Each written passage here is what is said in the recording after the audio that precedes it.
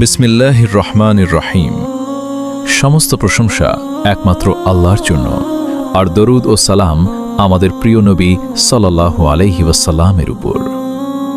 ভাই ও বোনেরা, এই দুনিয়ার জীবনে আমরা কত কিছু নিয়ে ব্যস্ত, কখনো রিজিক, কখনো পরিবার, কখনো স্বপ্ন। কিন্তু একটা প্রশ্ন কি কখনো নিজেকে করেছি, আমি কোথায় ফিরে যাব?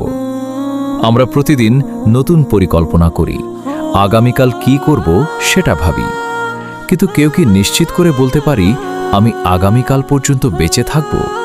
একদিন এমন একটা সময় আসবে যেদিন আমাদের সব কথা থেমে যাবে, সব ব্যস্ততা শেষ হয়ে যাবে, আর আমরা চলে যাব এমন এক জায়গায় যেখান থেকে আর ফিরে আসার সুযোগ নেই। সেদিন আমাদের পাশে থাকবে না কোনো বন্ধু, কোনো সম্পদ, কোনো পরিচিত মানুষ। শুধু থাকবে আমাদের আমল, আমাদের নামাজ, আমাদের দোয়া আর আমাদের কাজ। কিন্তু আফসোস, যে নামাজ আমাদের জান্নাতের চাবি হতে পারত, সেই নামাজই আজ আমাদের জীবনের সবচেয়ে অবহেলিত। আমরা নামাজে দাঁড়াই ঠিকই, কিন্তু মনটা থাকে দুনিয়ার চিন্তায়। আল্লাহর সামনে থেকেও আমরা দূরে থাকি। এভাবে আর কতদিন? একটু ভেবে দেখো, যদি আজই তোমার শেষ দিন হয়, তাহলে কি তুমি প্রস্তুত?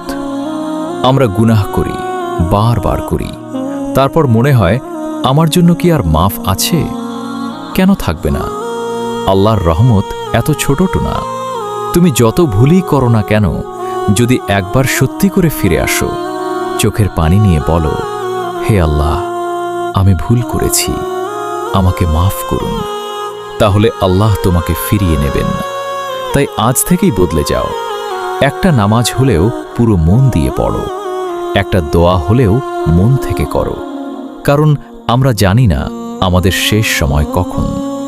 হয়তো এই মুহূর্তটাই আমাদের জন্য শেষ সুযোগ। আল্লাহ আমাদের সবাইকে হেদায়েতের দান করুন, আমাদের গুনাহগুলো মাফ করুন।